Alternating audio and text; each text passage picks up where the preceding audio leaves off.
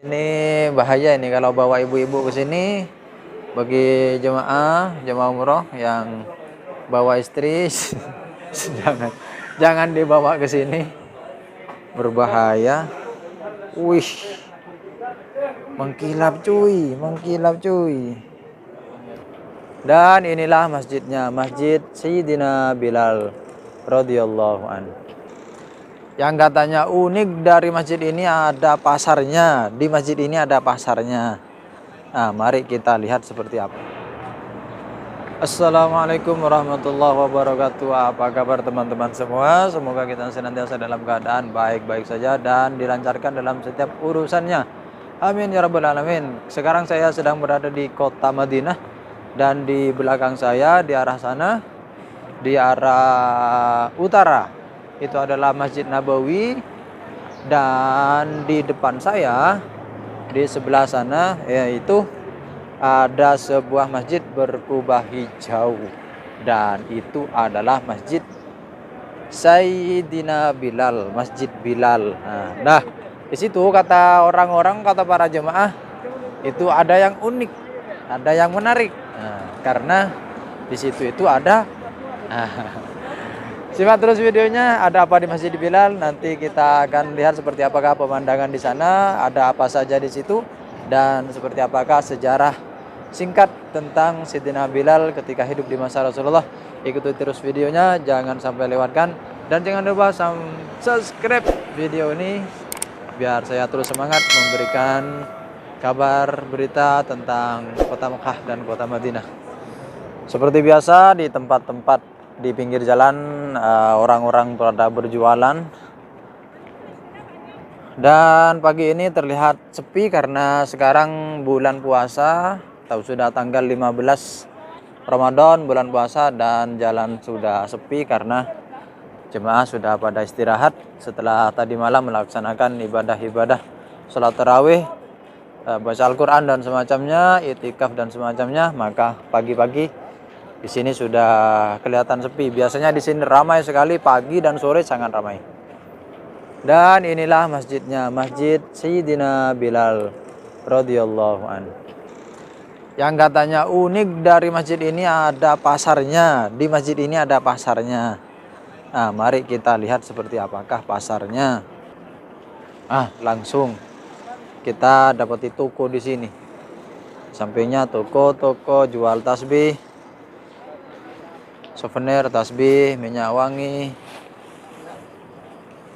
gelang, kalung, dan semacamnya. Minyak wangi. Kita tidak langsung ke masjidnya, tapi lihat-lihat dulu pemandangan di luarnya. Dan di sini sangat banyak sekali penjual.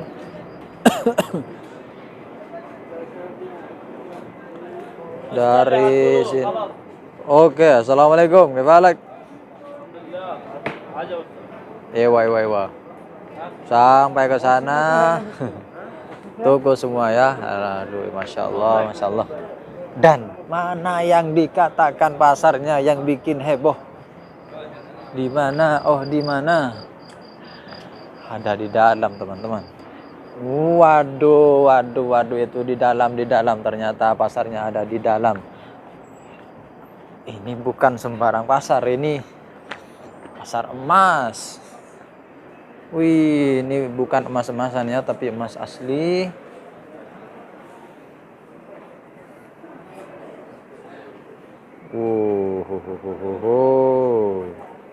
Wih, pasar emas.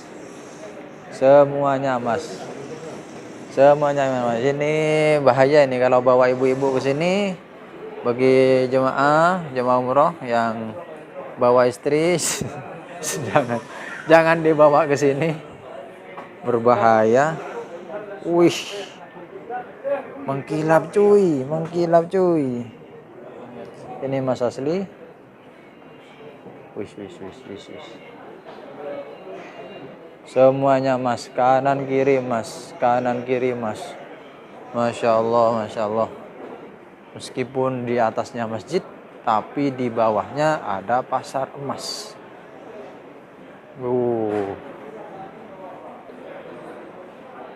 Semuanya emas. Wis wis wis wis wis wis wis wis wis wis.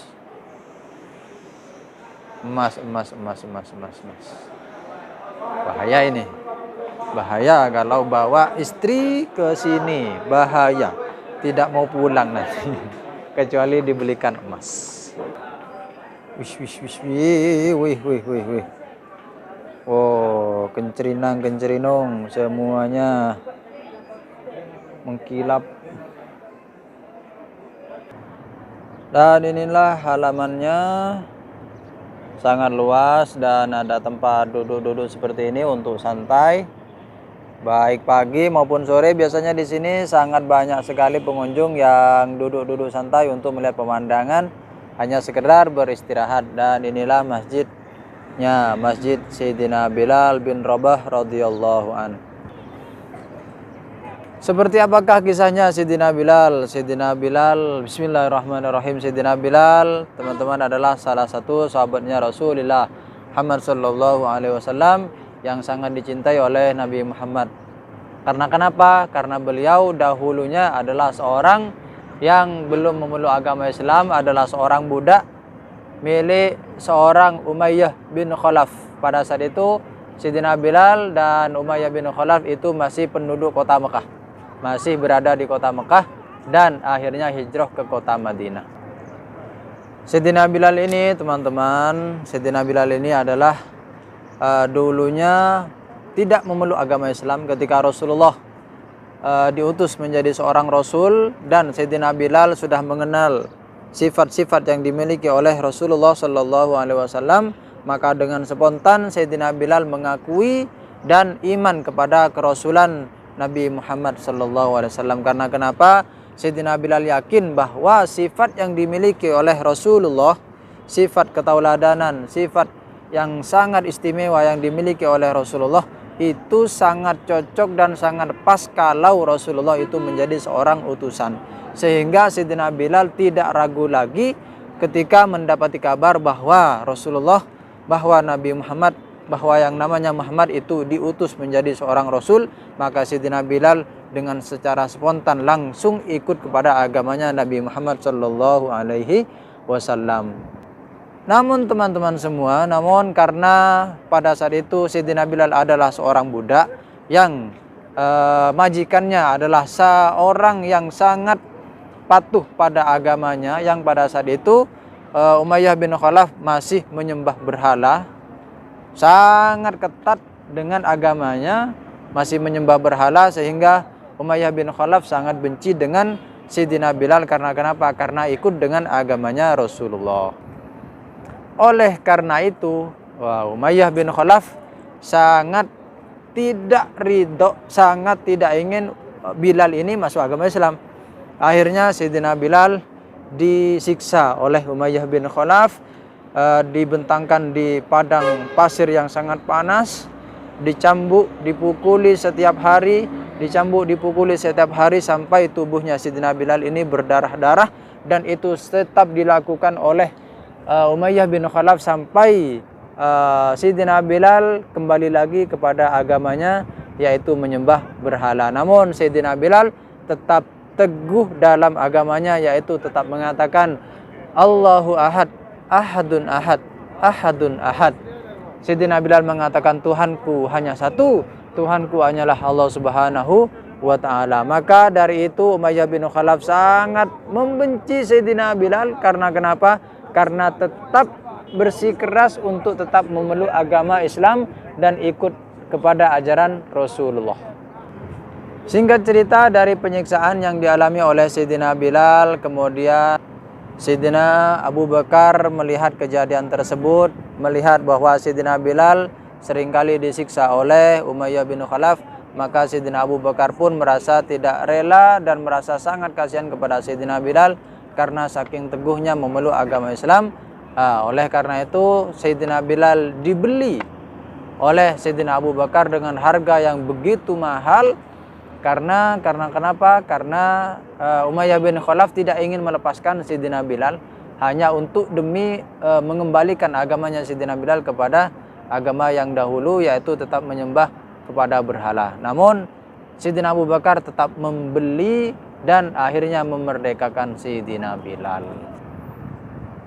Maka dengan begitu setelah Sayyidina Bilal dibeli oleh Sayyidina Abu Bakar, maka merdekalah Sayyidina Bilal dan Sayyidina Bilal bisa leluasa mengikuti ajaran Nabi Muhammad sallallahu alaihi wasallam dengan para pengikut yang lain. Alhamdulillah, betapa baiknya Sayyidina Abu Bakar sehingga bisa memerdekakan Sayyidina Bilal.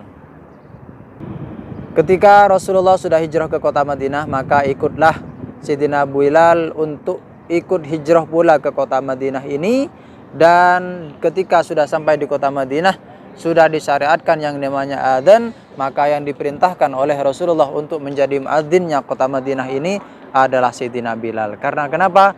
Karena suaranya yang begitu lantang dan suaranya Sayyidina Bilal itu sangatlah merdu, sehingga ketika sudah tiba waktunya sholat, selamat 5 waktu sholat itu Rasulullah selalu memerintahkan kepada Sayyidina Bilal, wahai Bilal, sudah tiba waktunya sholat, ayo kamu adzan. Maka naiklah Sayyidina Bilal ke atas menara di Masjid Nabawi itu. Maka Sayyidina Bilal naik ke atas dan melafadzkan dan melantunkan adzan, Allahu Akbar, Allahu Akbar, Allahu Akbar, Allahu Akbar, asyhadu an la ilaha illallah, asyhadu an la ilaha illallah, dan seterusnya. Maka Sayyidina Bilal menjadi orang yang pertama kali adzan di kota Madinah ini dan menjadi muadzin resmi untuk pelaksanaan adzan 5 waktu. Mari kita masuk ke dalam untuk melihat seperti apakah pemandangan di dalam masjid Sayyidina Bilal ini, apakah megah, apakah biasa.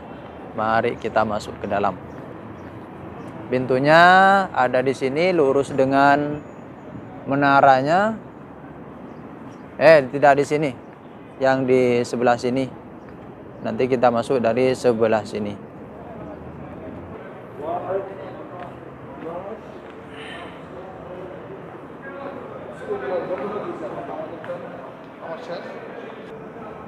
Ternyata ditutup karena belum tiba waktunya sholat duhur. Itu di situ masih ditutup, di atas masih ditutup, jadi kita tidak bisa masuk.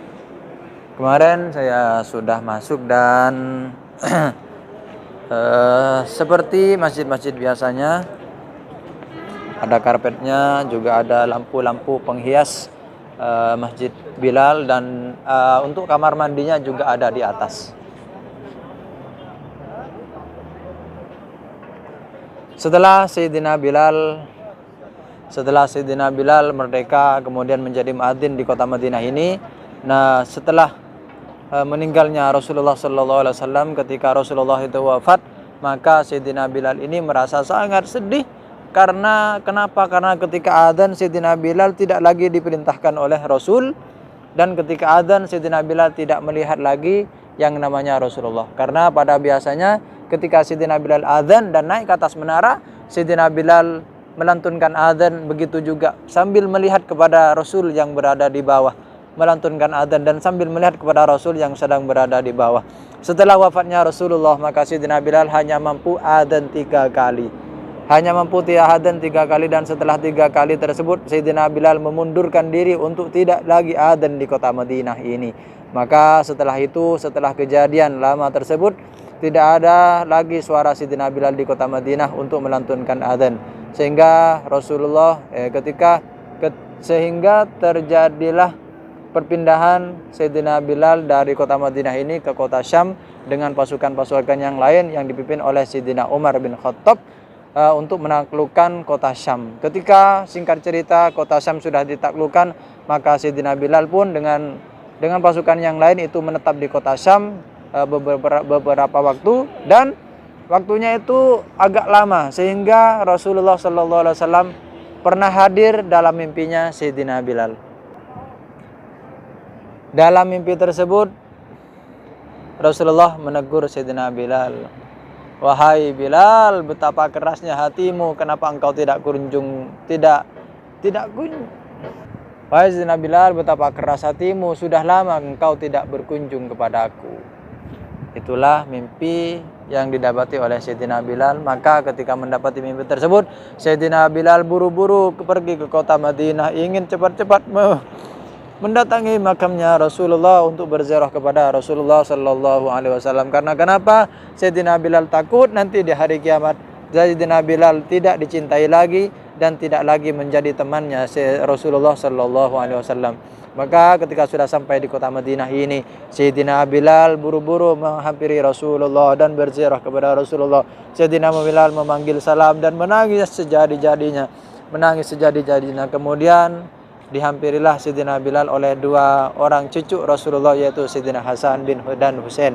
Sayyidina Hasan dan Husain adalah putra Sayyidina Ali yang menjadi cucu tercintanya Rasulullah. Dan Sayyidina Husain pun meminta kepada Sayyidina Bilal untuk adzan kembali. Wahai tukang adzan kakekku, apakah kamu mau? Bagaimana kalau kamu adzan lagi, wahai Sayyidina Bilal? Itulah mintanya Sayyidina Husain kepada Sayyidina Bilal. Sebelum itu sebenarnya Sayyidina Abu Bakar sudah meminta kepada Sayyidina Bilal untuk adzan. Namun Sayyidina Bilal menolak untuk adzan kembali di kota Madinah karena tidak sanggup lagi untuk adzan ketika tidak lagi berada di sampingnya Rasulullah.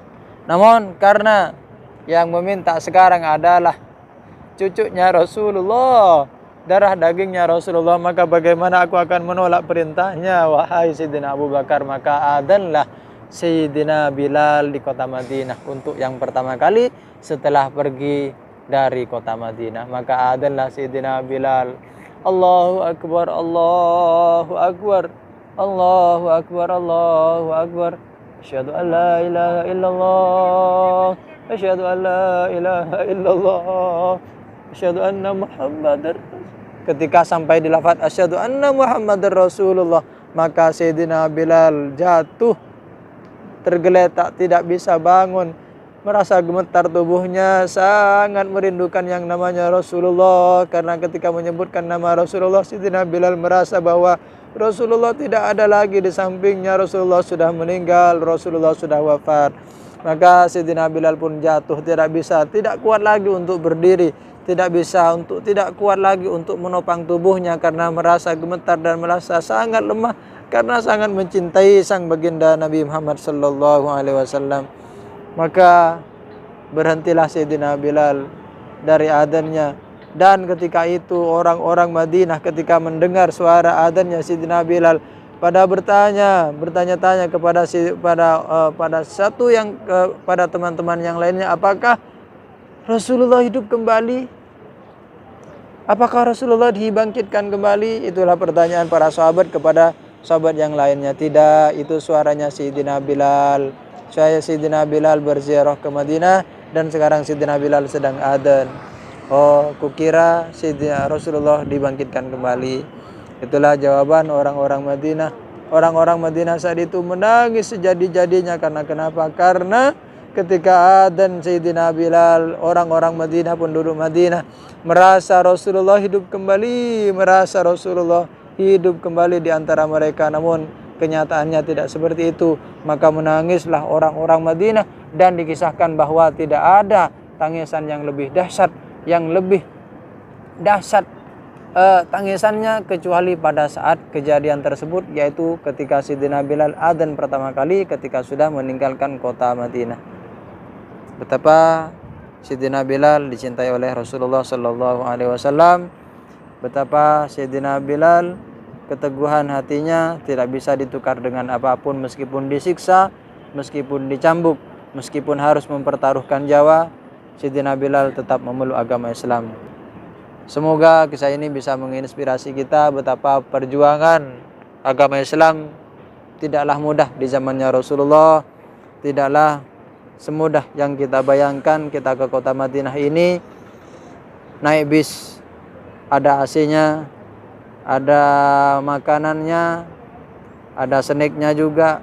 Sampai di sini sudah ada hotel, ada makanan dan semacamnya. Namun Rasulullah dari kota Mekah menuju ke kota Madinah perjalanan 8 hari, menunggangi onta dan kepanasan semacamnya, kelaparan dan semacamnya, dan pastinya juga kehausan. Namun Rasulullah tetap menjalankan risalah kenabiannya, tetap menyebarkan agama Islam. Semoga kisah ini memberikan keteguhan hati kepada kita agar kita terus menimba ilmu, mencari ilmu untuk menyebarkan agama Islam, meneruskan perjuangan Rasulullah SAW agar semua orang tetap memeluk agama Islam dan terus mengabdi kepada Allah Subhanahu wa taala, terus beribadah kepada Allah Subhanahu wa taala. Amin amin ya rabbal alamin. Dari kota Madinah melaporkan. Wassalamualaikum warahmatullahi wabarakatuh.